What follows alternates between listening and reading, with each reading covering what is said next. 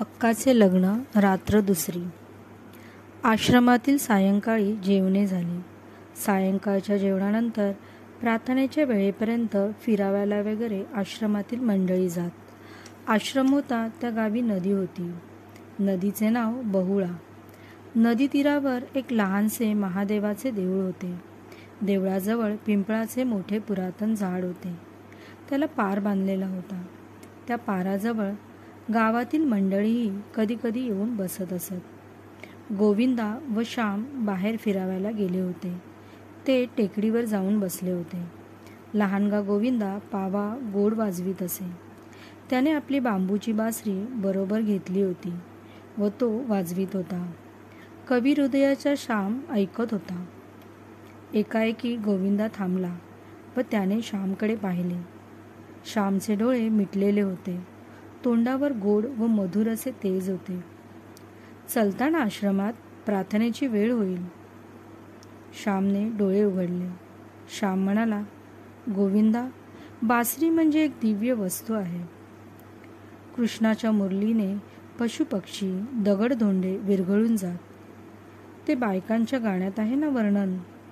यमुनाबाई वाहे स्थिर नादे लुब्ध समीर रे, हालविना तरुवर पुष्प फळ पान रे, गोपीनाथा आले आले सारुणिया कामरे, वृंदावनी वाजविशी वेणू जरा थांबरे. गोविंदा, लहानपणी कोकणात सुट्टीच्या दिवसात पावसाळ्यात मी गोवाऱ्यांबरोबर रानात जात असे. गाई गुरे चरत व गोवारी अलगुजे वाजवीत. माझे चुलते छान अलगुजे करीत. लहानशी बांबूची नळी, पण तिच्यात केवढी शक्ती. हल्ली ती बासरी वगैरे कर्कश परदेशी अलगुजे विकत घेतात. 2 रुपये त्यांना पडतात. परंतु खेड्यापाड्यातील गोरगरिबांना ही बासरी आहे. मधुर, सुलभ व सुंदर. बासरी हे आपले राष्ट्रीय वाद्य आहे. श्रीकृष्णाने ते रूढ केले आहे व 7 लाख खेड्यात ते वाजविले जात आहे. वाजव, आळव, आळव ते गीत. परंतु ती पहा घंटा वाजत आहे. प्रार्थनेत चला, गोविंदा म्हणाला. हो चला. काय रे गोविंदा, काल मी बराच वेळ सांगत बसलो का? परंतु थोडी आईची पूर्वकथा सांगितली पाहिजे होती. आज लवकर आटपीन, श्याम म्हणाला. काल 10-12 मिनिटेच तुम्ही सांगत होता. उगीच आकडते नका घेऊ. मधून मधून निरनिराळे विचार व कल्पना येतात. त्यात आमचाच फायदा असतो. तो वेळ व्यर्थ का जातो? गोविंदा म्हणाला. बोलत बोलत दोघे आश्रमात आले. गच्चीवर प्रार्थनेची तयारी झाली. सारे जमले. गावातली काही मंडळी आली होती. घंटा वाजली. प्रार्थना सुरू झाली. स्थिरावला समाधीत स्थितप्रज्ञ कसा असे वगैरे गीताईतील स्थितप्रज्ञांच्या लक्षणांची प्रार्थना सुरू झाली. ही प्रार्थना आता राष्ट्रीय प्रार्थना जणू झाली आहे. प्रार्थना संपताच श्यामच्या गोष्टींसाठी मंडळी अधीर झाली. श्यामने गोष्टीत सुरुवात केली. माझ्या आईचे प्रेम आम्हा सर्व भावंडात आमच्या बहिणीवर जरा जास्त होते. माझी बहीण जणू आईचीच प्रतिमूर्ती होती. आम्ही तिला अक्का म्हणत असू. माझी अक्का दया व क्षमा, कष्ट व सोशिकता याची मूर्ती आहे. तिला सासरी सासूरवास झाला, परंतु माहेरी तिने कधी सांगितले नाही. तिने स्वतःच्या मुलास एक चापटी मारली नाही. मुलांचा राग आलाच तर दूर उठून जाते व राग शांत करून येते. माझ्या अक्काच्या लग्नाच्या वेळीची गोष्ट आहे. अक्काचे कितीतरी दिवस लग्नच जमत नव्हते. तिला मंगळ होता, त्यामुळे अडचणी येत. शिवाय हुंड्याची अडचण होतीच. आमचे नाव होते मोठे, बडे घर पोकळवासा अशातली गत झाली होती. पूर्वीच्या इतमामाप्रमाणे राहावे असे काही मंडळीस घरात वाटे व कर्ज वाढत होते. माझ्या अक्काला 17 ठिकाणी नाचवले. कोठे मुलगी पसंत पडली तर हुंडा आड येई. हुंडा म्हणजे मुलीच्या मानेवरचा धोंडा असतो. या हुंड्याच्या त्रासाने मुलींच्या शरीराची वाढही नीट होत नाही. त्यांना आतून चिंता जाळीत असते. मुलगी वाढत चालली, एकदा लवकर उरकले पाहिजे. कोठे बयेचा नवरा असेल कुणास माहीत, असे शब्द मुलीच्या कानावर येत असतात. त्यांना जीवन नकोसे होते. आपल्या देशातील तरुणच नादान. या हुंड्याची चाल नाहीशी व्हावी म्हणून 20 वर्षापूर्वी स्नेहलतेने बंगालमध्ये स्वतःला जाळून घेतले. त्यावेळी क्षणभरही तरुणांची हुल्लड केली. सभा भरवल्या, ठराव केले, परंतु पुन्हा सारे थंड. हुंडे पाहिजेत, शिक्षणाचा खर्च पाहिजे, अंगठी पाहिजे, दुचाकी पाहिजे, घड्याळ पाहिजे.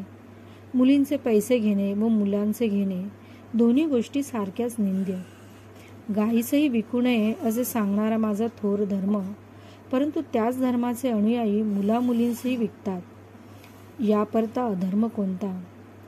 तोंडाने धर्माचा तोरा सारे मिरवतात, पण कृतीने धर्माची सारी थट्टाच आहे. उदार हृदये ज्यांची असावीत ते तरुणही मेलेलेच. निंद्य गोष्टीबद्दल बंड उभारण्याचे जोपर्यंत ध्येय होत नाही तोपर्यंत काही नाही. आपल्या बहिणींच्या जीवनाचा कोंडमारा करणाऱ्या रूढी व चाली ज्यांना टाकवत नाहीत त्यांना स्वातंत्र्य प्रिय आहे हे मी कसे मानू? असे जगाने कसे म्हणावे? परंतु जाऊ दे, मी भावनाभरात कुठेतरी वाहत चाललो. तुम्ही भलतीकडे वाहवत चाललेले तरी आम्हाला मधच मिळणार.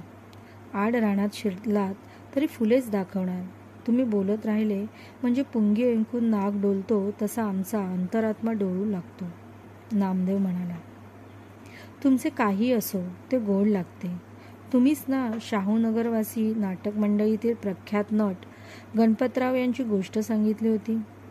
हॅम्लेटचे नाटक जाहीर केले असावे, परंतु गणपतराव रंगभूमीवर येऊन तुकाराम नाटकातीलच बोलू लागत. प्रेक्षक म्हणत तेच चालू राहू दे. गणपतरावांचे सारेच छान, तसेच तुमचे. तुम्ही गोष्ट सांगा व प्रवचन द्या, आम्हाला आनंदच आहे. गोविंदा म्हणाला.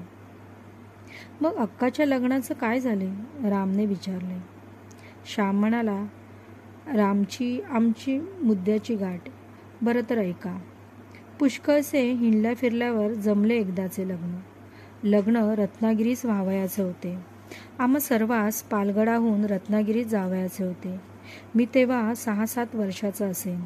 मला फारसे आठवत नाही, परंतु आईच तो प्रसंग सांगत असे. मला तो खवळलेला समुद्र, त्या बैलगाड्या, ते सारे आठवत आहे.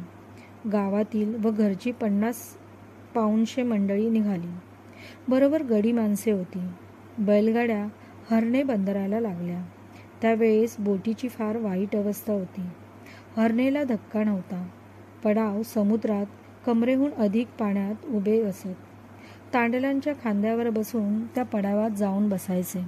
नंतर ते पडाव बोटीजवळ जावयाचे. हर्णे बंदर जरा त्रासाचे होते, तरी देखील देखावा फार सुंदर आहे. हर्णेचे पूर्वीचे नाव सुवर्णदुर्ग. हर्णेच्या किल्ल्याच्या ओव्या बायकात रूढ आहेत. हर्णेच्या किनाऱ्यावरी तोफा मारिल्या दुहेरी, चंद्र काढिला बाहेरी इंग्रजांनी. चंद्रसेन राजाला इंग्रजांनी बाहेर काढला असे ही ओवी सांगते. हर्णीच्या समुद्र तीरावर नारळीची घनदाट वने आहेत. समोरच उचंबळणारा सागर पाहून ती माडाची झाडे आपल्या मानासारख्या नाचवीत असतात. समुद्राची गंभीर गर्जना 6-6 कोस ऐकून जाते. हर्णेला दीपगृह आहे. उंच टेकडीवर लाल फिरता दिवा आहे. येथे खडक आहेत अशी सूचना न बोलता तो गलबताच देत असतो. संतही असेच उंच जीवनावर उभे राहून जगाला मुकेपणाने मार्गदर्शन करीत असतात. संत हे भवसागरातील दीपस्तंभच. संत कृपेचे हे दीप करीती साधका निष्पाप. अशा अभंगांचा चरण जमलेल्या गावातील मंडळींपैकी एकाने म्हटला. खेडेगावातील वारकरी वगैरेच्या तोंडी कितीतरी अभंग, ओव्या वगैरे असतात. त्यांना जितके पाठांतर असते तेवढे आम्हा सुशिक्षितास नसते. सुशिक्षितास इंग्रजी कवी माहीत असतात. त्यांची वचने त्यांना पाठ, परंतु ज्ञानोबा, तुकाराम यांची त्यांना आठवण नसते. श्याम म्हणाला, तो लाल दिवा रात्री किती सुंदर दिसतो. रात्री आकाशात चंद्र असावा, समुद्राला प्रेमाची भरती येत असावी. त्यावेळेस समुद्राच्या वक्षस्थळावर शेकडो चांद नाचताना दिसतात. आपल्या गोजीरवाण्या गोऱ्या गोमट्या मुलाचे शेकडो फोटोज समुद्र काढून घेत आहे असं वाटते.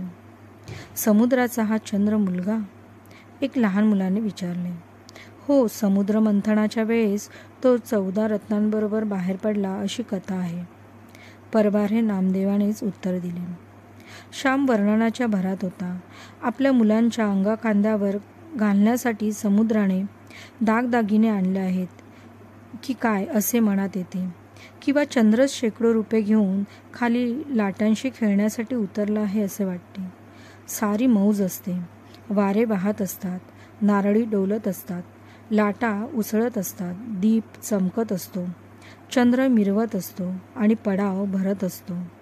तांडेल व खलाशी यांची आरडाओरडा चाललेली असते. कोणाचे सामान राहून जाते, कोणाचे बदलते, कोणाचे हरवते, कोणाला पडाव लागतो, कोणाला उलटी येते, ती एखाद्याच्या अंगावर होते व मग तो उसळतो.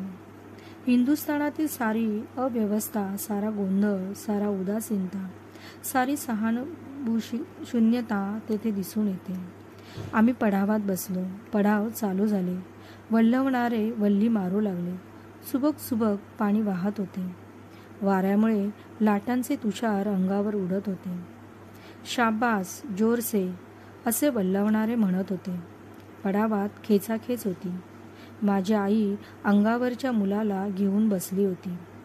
माझी एक आत्याही तेथे बसली होती. आत्याचेही अंगावर पिणारे मूल होते. आत्या आजारी असल्यामुळे तिच्या अंगावर दूध नव्हते. वरचे दूध मुलाला पाजीत, परंतु वरच्या दुधाने तान्हा लेकरांना फारसे समाधान होत नाही. आईच्या दुधाची चव न्याहारीच असते. ते दूध नसते, नुसते दूध नसते, त्यात प्रेम व वात्सल्य असते. म्हणून ते दूध बाळाला बाळसे देते, तजेला देते. ज्या देण्यात प्रेम आहे त्या देण्याने देणारा व घेणारा दोघांस परमसुख होते.